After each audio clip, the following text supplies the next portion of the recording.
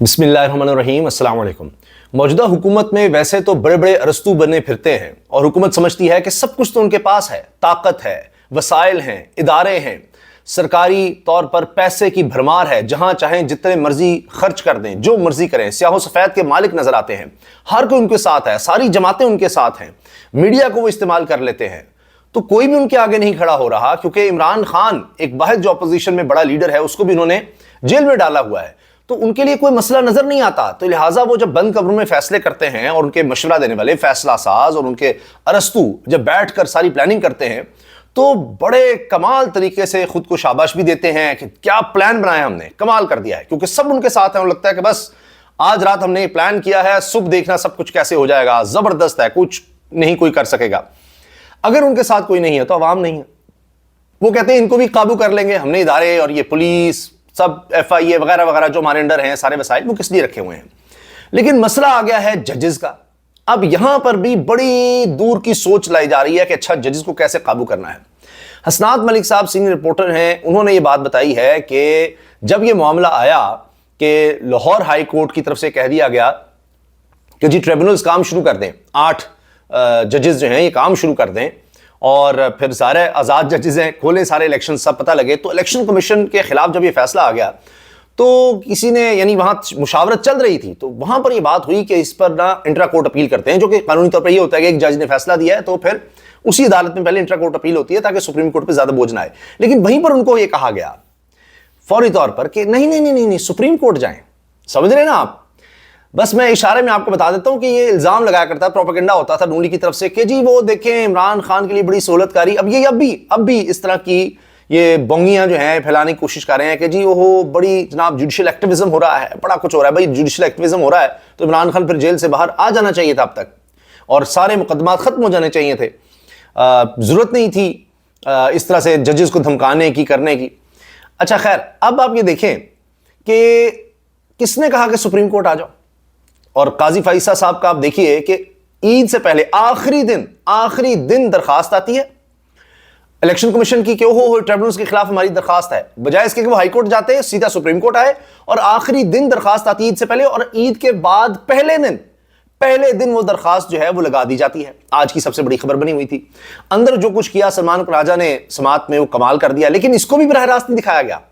इमरान खान साहब को तो चले जब उन्होंने आए नैब में तब तो नहीं दिखाया, लेकिन आज तो कोई ऐसा मामला नहीं था। कोई जजेस भी इस तरह के ज्यादा नहीं थे, अपनी पसंद का सारा चीफ जस्टिस 7 जज रख सकते हैं, तो एक ही जज साहब साथ थे, फिर भी लाइव नहीं दिखाया गया। लेकिन कुछ चीजें रिपोर्ट हुई हैं, वो भी मैं आपके सामने रखूंगा। अब मामला आ गया है 2 जजों पर मामला आ गया है, क्योंकि ये जो बंद कमरों में फैसले, जो बड़ी जबरदस्त प्लानिंग थी, अब हुकूमत कहती है मैनेज करना है। अब आप देखिए ना कि जिस तरह एक जज खड़ा हुआ, एक बड़ा जज, एक चीफ जस्टिस जिस तरह खड़ा हुआ, तो 3 महीने में उसने इतनी नेक नामी कमाई है, इतना नाम बनाया है कि कुछ जज तो जनाब 3-3 साल भी रहे, या सुप्रीम कोर्ट में रहे या हाई कोर्ट में रहे, तो उन्होंने इंसानी हकूक की पामाली पर कुछ भी नहीं किया, आंखें बंद की। बड़े बड़े जज बने पड़ते थे, बड़ा उनको याद आता था इंसानी हकूक, बड़ा जुल्म हो रहा है, फलां हो रहा है। अब जब खुद मौका मिलता है तो देखिए कैसे एक्सपोज हुए हैं। तो ये जो लाहौर हाई कोर्ट के चीफ जस्टिस साहब थे, जस्टिस जनाब मलिक शहजाद खान साहब, अब उनका नाम भी जब लिया जा रहा था काजी साहब के सामने, वो कहते नहीं नाम ना लें, आगे पीछे सलमान साहब क्या बात कर रहे हैं, आप बस वैसे करें। हत्ता कि इलेक्शन कमीशन का वकील अगर कहता है हाई कोर्ट को मुअज़्ज़िज़ अदलिया, तो कहते हैं मुअज़्ज़िज़ कहां से, क्यों आप बात करते हैं भाई, जब यानी सबको पता है किसकी क्या इज्जत है सबके नाम सामने। अब ये आज की समात जो है उसमें देखें, काजी साहब ने कहा कि जी इस पर लार्जर बेंच बनाना है, और क्योंकि आइन की इंटरप्रिटेशन का मामला है, तो सवाल ये अब उठाया जा रहा है कि ये पहले नहीं पता था कि ये तो आइन की इंटरप्रिटेशन का मामला है, आइन की तशरीह का मामला है, उसके लिए लार्जर बेंच ही बनाना है, तो ये सारा कुछ टेकअप क्यों किया गया, फिर क्या किया गया। खैर जनाब, अब ये कहा जा रहा है कि अगले हफ्ते इस पर बेंच बन जाएगा। अब बेंच जो बनना है उसमें 3 जजेस ने ये फैसला करना है मिलकर कि जी कौन सा बेंच होगा। अब सारा कुछ इस बेंच पर घूम रहा है कि अगर तो ये काजी फैसल साहब के हम ख्याल जजेस होते हैं तो फिर तो और बात है, अगर ये कोई और बेंच बन गया तो फिर ये ट्रिब्यूनल्स वाला फैसला अगर इलेक्शन कमीशन के खिलाफ आ गया, क्योंकि अभी तो काजी साहब ने फौरी आखिरी दिन जनाब दरखास्त आती है, ईद के फौरी बाद पहले दिन सुन भी ली और वहां रिमार्क्स भी दे दिए कि जी देखें पहले भी हाई कोर्ट ने ऐसे ही ये कह दिया था, الیکشن ڈیلے ہو سکتے تھے. انہوں نے کہا کہ نہیں جوڈیشل آفیسرز والے معاملے کو دیکھا جا سکتا ہے, یا یہ جو تحریک انصاف کی درخواست آئی ہے اس پر انہوں نے کہا کہ نہیں جوڈیشل آفیسرز کا معاملہ دیکھا جائے کہ جوڈیشری سے لینے چاہیے جو آر اوز ہیں الیکشن کمیشن جو الیکشن کروانے کے لیے, کیونکہ جس طرح کا الیکشن ہوا ہے قاضی صاحب اس کا کریڈٹ لیتے ہیں جی ہم نے الیکشن جو ہے وہ کروا دیا الیکشن کمیشن سے, ورنہ 8 فروری کو بھی الیکشن کمیشن نہیں چاہ رہا تھا الیکشنز کروانا. جس طرح کے ہوئے ہیں, جن حالات میں ہوئے ہیں, جو پامالیاں ہوئی ہیں, جو رزلٹ بنائے گئے ہیں, وہ سب کے ہی سامنے ہیں. اب اس کو وہ جو میں کہہ رہا ہوں نا کہ ساری طاقت استعمال کر کے اب اس پر مطلب اس کو دبانے کی کوشش ہے کہ جی الجزیرہ انٹرنیشنلی تمام دنیا نے کہہ دیا الیکشن رگڈ تھے, سب نے, ابھی تک رپورٹ ہو رہی ہے, اب تک جناب شرمندگی ہے, فارم 45 کے مطابق فیصلے نہیں دے سکے, اب تک چیزیں سامنے آ رہی ہیں کہ فارم 47 کس طرح جعلی بنایا. تو اب کہیں نہ کہیں کوئی چیز نکل آتی ہے, کوئی چیز نکل آتی ہے, تو اس لیے اب یہ ٹریبونل بن گئے تو ساری کہانی ختم ہو جائے گی, وہ تو حکومت ہی گر جائے گی کیونکہ سیٹیں واپس ہونا شروع ہو جائیں گی. ساری واردات تو مین پنجاب میں ڈالی گئی ہے, اسلام آباد میں آپ دیکھ لیجیے طارق محمود جنگلی صاحب کو کس طرح روکا گیا. اب یہ جو بینچ بنے گا اس میں جو ووٹ ہے اصل میں قاضی صاحب کا تو سب کو پتا ہے, دوسرے ہیں جسٹس منصور علی شاہ صاحب, اور تیسرے نمبر پر ہیں جسٹس منیب اختر صاحب. اب میجورٹی سے فیصلہ ہونا ہے کہ بینچ کیا بنے گا, تو اس میں اب دیکھنا ہے کہ منصور علی شاہ صاحب اور منیب اختر صاحب کیا فیصلہ کرتے ہیں, کس طرح کا بینچ بنتا ہے. اور اگر یہ کوئی اس طرح کا بینچ بن گیا تو جو چیزوں کو کہے گا ہاں ہائی کورٹ کے حق میں بالکل فیصلہ دے دیتے ہیں جی یہی 8 ججز ہوں گے, تو جناب کہانی ہو جانی ختم. تو اب بات ان 2 ججز پر آ گئی ہے اور دیکھتے ہیں کہ کیا ہوتا ہے. باقی جوڈیشری پر جو پریشر آتا چلا جا رہا ہے وہ بھی اب معاملہ سپریم کورٹ میں آ رہا ہے, جو لیٹر آ رہے ہیں اس پر بھی دیکھنا ہے. قاضی صاحب تو اس پر کوئی بات ہی نہیں کر رہے. آج بھی یہ ہوا ہے کہ سلمان راجہ صاحب نے جب بار بار کہا کہ 180 دن میں فیصلہ کرنا ہے, 180 دن میں فیصلہ کرنا ہے, 2 ٹریبونلز بنائے جائیں گے, اگر 2 جج ہوں گے جو الیکشن کمیشن چاہتا ہے اور وہ بھی ریٹائرڈ جج, تو یہ کیسے ہوگا؟ 8 جج ہوں گے تو تبھی کچھ فیصلے ہو سکیں گے. 150 درخواستیں آ چکی ہیں, یہی الیکشن اتنے رگ ہوئے ہیں 150, تو ان میں سے دیکھیں آدھے بھی حق میں فیصلے آ جائے تحریک انصاف کے تو ساری کہانی ختم ہو جانی ہے. تو قاضی صاحب اس بارے میں کوئی بات نہیں کر رہے تھے کہ ہاں 180 دن میں بالکل جی قانونی طور پر فلاں فلاں, نہیں, اس طرف کوئی نہیں آ رہے تھے. وہ یہ ضرور کہہ رہے تھے کہ دیکھیں جی الیکشن کمیشن کا اختیار ہے, الیکشن کمیشن آئینی ادارے ہیں. یہاں تک کہہ دیا کہ فرض کیجئے 2 آئینی اداروں میں ٹکراؤ ہے تو سلمان راجہ صاحب آپ کو کیا مسئلہ ہے. یہ تو حال تھا. اچھا اب جناب قاضی صاحب نے اپنا مائنڈ بھی ڈسکلوز کر دیا یہ کہہ کر کے جی یہ تو الیکشن کمیشن کا اختیار ہے ٹریبونلز بنانا, انہوں نے تو کہانی ختم کر دی. تو اب کیا ان کو اگلے بینچ میں ہونا چاہیے؟ جب وہ مائنڈ ڈسکلوز کر دے تو بنیادی ایک اصول بن چکا ہے کہ جب ایک جج ایک حوالے سے مائنڈ ڈسکلوز کر دیتا ہے اپنا کہ بتا دیتا ہے کہ جی میں تو, پھر وہ انڈیپینڈنٹلی کیسے آگے جائے گا؟ تو اگلے بینچ میں کیا ان کو ہونا بھی چاہیے؟ نہیں, کیونکہ انہوں نے تو الیکشن کمیشن کے حق میں سارا کچھ سنا دیا آج. اور پھر جناب اس کے علاوہ ایک اور بات کہ سابق chief justice Peshawar high court Ibrahim Khan صاحب نے کمال کر دیا ہے اور ان کی بڑی تعریف ہو رہی ہے. خیبر پختونخوا میں تحریک انصاف کی حکومت نے ان کو عہدے کی آفر کی,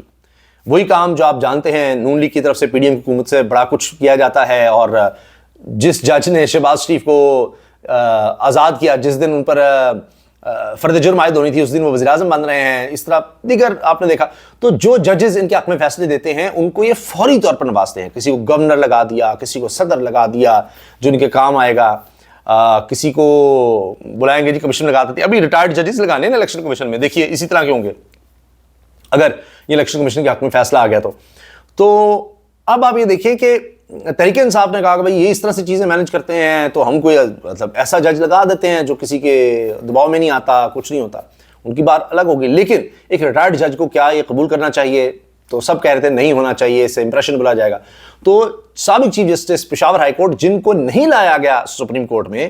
اور قاضی صاحب کو وہ پھر لیٹر لکھتے رہے جس طرح کہ قاضی صاحب ماضی میں لکھتے تھے, تو بہرحال وہ ریٹائر ہو گئے اور اب انہوں نے ریٹائرمنٹ کے بعد عہدہ لینے سے بھی انکار کر دیا. تو دیکھیے ان کی کتنی عزت بنتی چلی جا رہی ہے, تو یہ کتنی بڑی بات ہے. بہرحال جناب اب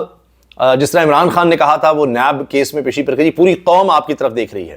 تو اب حکومت یہ سمجھتی ہے کہ ہم نے سب کچھ کر لیا ہوا ہے, سب مینج کر لیا, ابھی بجٹ بھی دیکھیں ہم ایسی تیسی کوئی نکلے گا, ہم جو مرضی کرتے رہیں تو عوام کو تو ہم قابو کر سکتے ہیں, لیکن ججز کا کیا کریں؟ تو اب